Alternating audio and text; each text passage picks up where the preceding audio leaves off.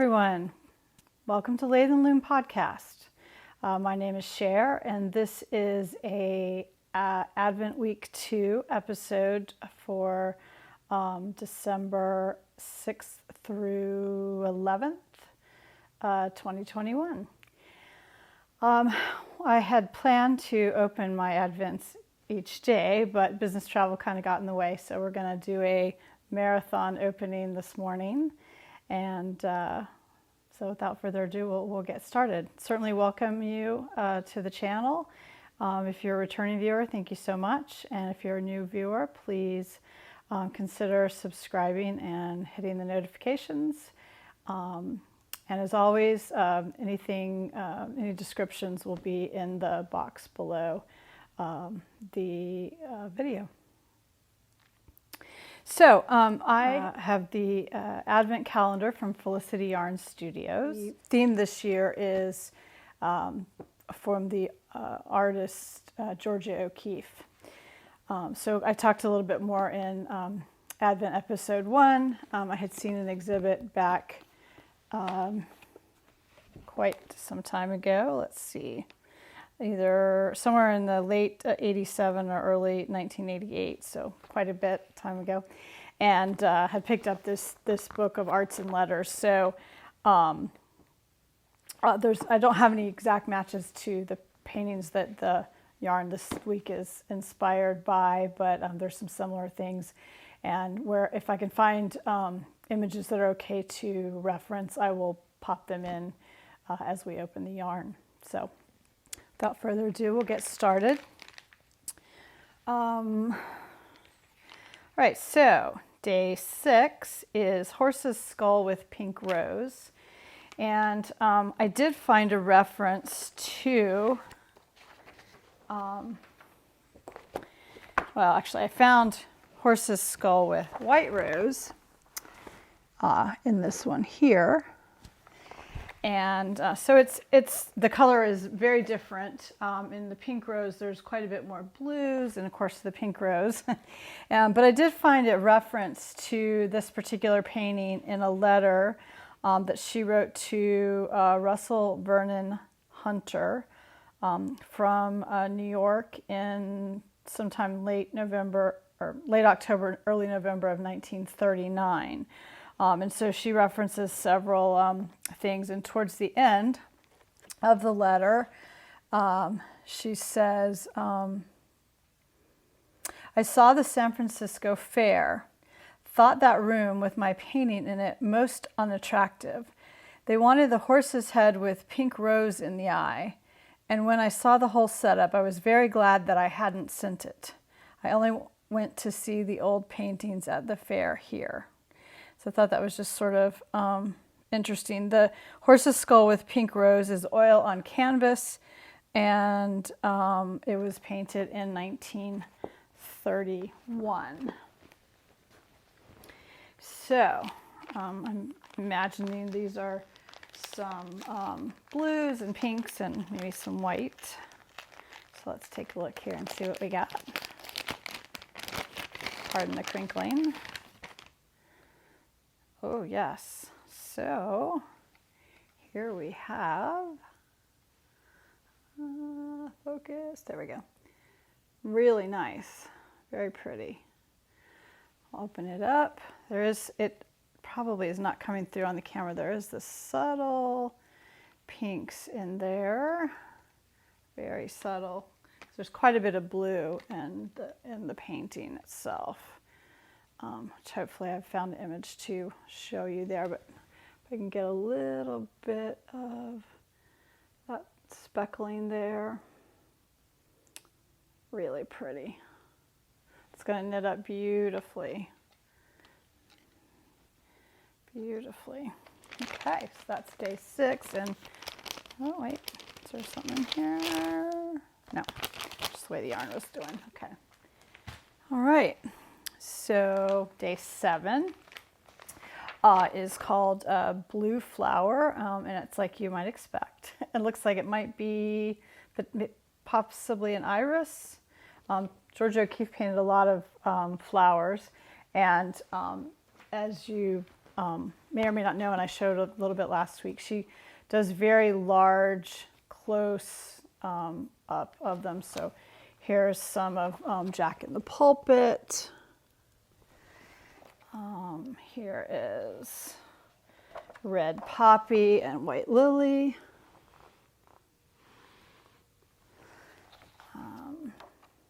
So you can imagine some of the others close up. We looked at Black Iris last week.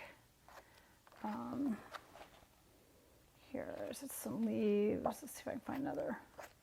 That's probably what I've got represented in here. And again, I'll try to pop something in if I can. So blue flower. We're expecting some blues.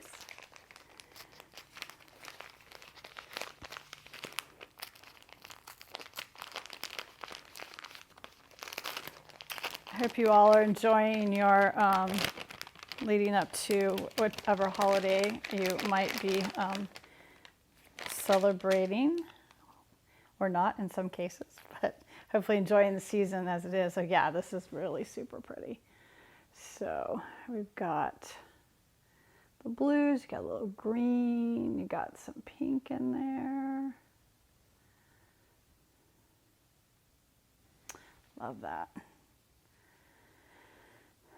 I am undecided still what I'm going to knit with the Advent. I'm quite enjoying, and I'll show you a little bit of my Habitation Throw later. I'm very much enjoying that pattern. I'm wondering if I might want to do something similar in that pattern, like a shawl. But I kind of would like to figure out a sweater. If anybody is knitting with their Advent and you're doing a garment, I would love to know if you pop your pattern suggestions down in the box below. So here it is, Unwound. Again, that pinks and green and blue. Really pretty. That's going to just be lovely. Lovely. All right. And day 8 is Blue Morning Glories. So a lot of purple in that. So think about a Morning Glory flower.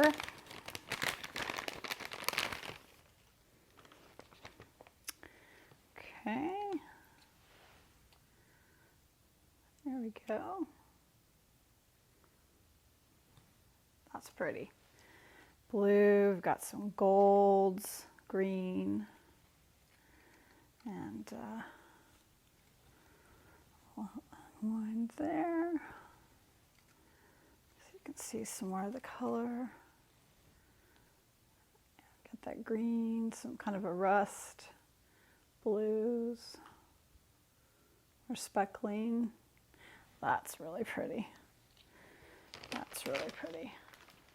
Yeah, I did take my Advents with me on the trip this week, and it was just kind of one of those early up for meetings, late back for meetings, not much time in between, so I did not get to, I think I did to get a couple of Christmas picture shots. I was actually back up towards Washington, D.C., had a really lovely opportunity while we did a night tour to get some of the pictures of the monument, and just did not get my camera out. So I enjoyed it in the moment, but you unfortunately will not be seeing it.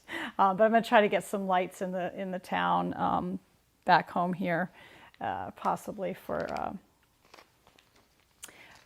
to pop in to give a little bit of the holiday season. So this next one, day 9, is Untitled, actually, and it's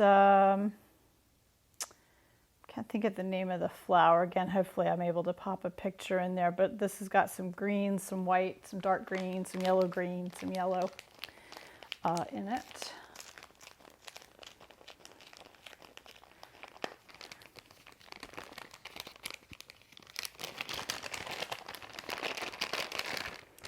So, oh my gosh, yes. Really lovely with those greens. The dark and the yellow, that's a really excellent representation of the of that painting. I may have something similar in the book. I can look quickly. So, oh my gosh, yeah, look at these Greens coming through.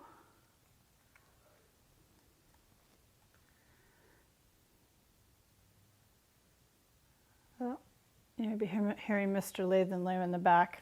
Hopefully not. I forgot to shut the other door. So that's pretty. Oh, and today we also got Moroccan mint stash tea. Yum. I love tea. Love stash. Very fond of mint. Nice in the evening. Day 10 is Light of Iris,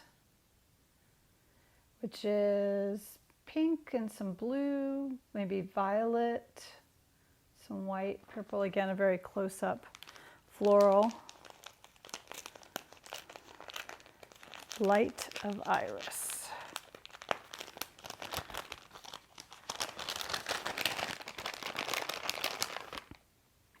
Oh.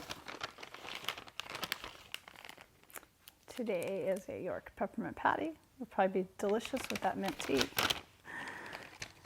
So, oh, this is so pretty. I hope the subtlety of these colors comes through. That is really pretty. Really pretty.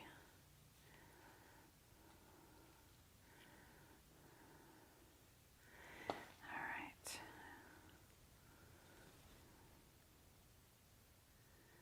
There we go.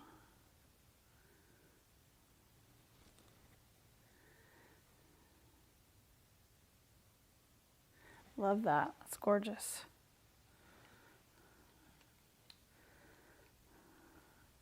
Okay, so that is day 10.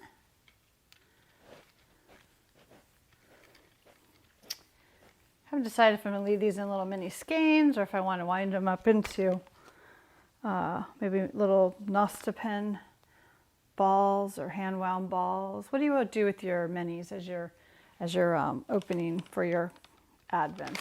I'd be curious. I thought I'd find a nice way to display them. Haven't quite figured that out yet, and we're halfway through the month, so see if that happens or not. All right, and so on to day 11. Day 11 is Sun, Water, Maine, so state of Maine, M-A-I-N-E. I don't know if I have some landscapes in here. We'll look again. If I have a good photo, I will pop up. This definitely looks like, you know, kind of a looking out over a coast view. Got some different kind of landscapes in here, but I'd seen one that was sort of like that, but I don't really see any of the landscapes in there. But again, hopefully I'll be able to pop in a photo. So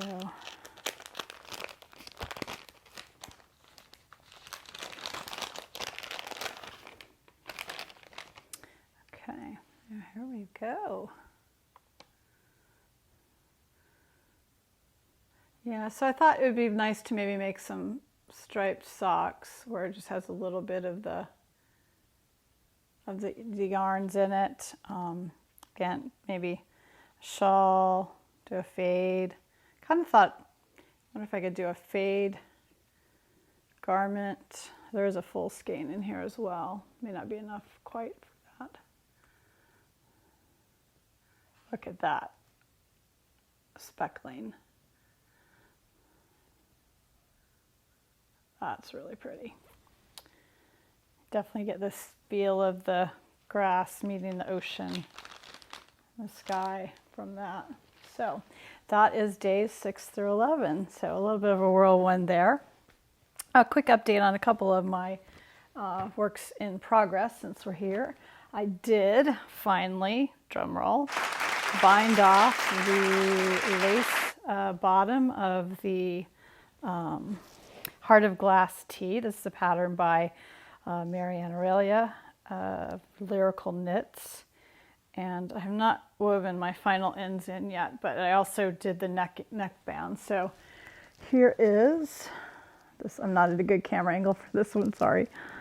Down to the lace. So I initially, as you know, and I'll pop a couple photos in, started this to be a summer tee, and it was to be sleeveless.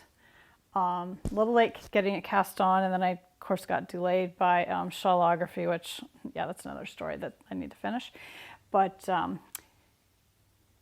kept on going here. So here's some of the lace work. I'm not sure if you'll be able to see that, but it's really pretty. So that's the bottom edging of the garment. This does kind of hang down past my hips, as you'll see in the photo. And I think I'm going to just go ahead. There is an option for like a 3/4 sleeve. So I'm just trying to decide if I'll do 3/4 or do a full sleeve. But I was a little worried because of my Comfort Fade Cardi. I had overcompensated in the armhole and they were much too big. I put this on today and I kind of got a little bit of a side shot. I'll show you here. I think this is going to be okay. I was kind of worried it was big, and I was debating whether I could maybe do some short rows down here to bring it up just a little bit. But I think it's going to be all right. I'm going to leave it how it is.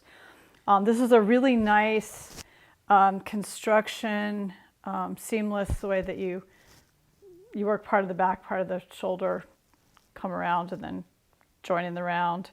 I really, really liked the construction. It was very easy to follow. Of course, then I got some good little mindless stockinette, which was nice. And then the lace work was like a 36 row pattern. It's both written out and charted, depending on what you like. And it was really easy to follow and really fun to knit. So I quite like that. I can definitely envision if I get the sleeves right on here now, I've kind of figured it out, doing another one of these. And there's, as I said, the pattern's got a couple of different, longer body, shorter body, long sleeve, no sleeve. So I think it's quite versatile. I'm debating kind of maybe the sleeve has a, I think, twisted rib on it. I'm debating whether I could put a little bit of the lace edging on it because it's so pretty. I think that might be really, really nice. So the yarn is by Sheep Dip Dye Works and is the colorway Wild Horses. And I've got that at the Knit Nook in Morehead City. I think there's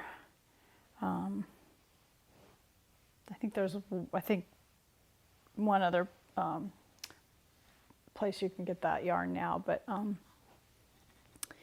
they will ship. So if you go back, I talked about the yarn quite a bit, I believe, in episode 1 or 2, and then there's more about the actual knitting of the pattern in I think episode 6 and 7. So, and then the other thing I've been this has been a nice, relaxing and fairly easy travel knit. I caked up, let's see, I think I decided there was 39 minis. Well, I had minis, and then I had a lot of scraps. They weren't really minis. I had a mini set of 8, I think, from Ruby and Roses, and then I had just a variety of scraps from yarn, or from yarn, of course, from yarn scraps from socks. And this is my second magic ball that I wound up, and I am really impressed that works when you cut those ends away and there's just that tiny little knot holding it together, but it seems to be working really well. So I'm kind of in the middle of a row, which is not always grand, but here's some of this. There's this is from my Wild Bees socks.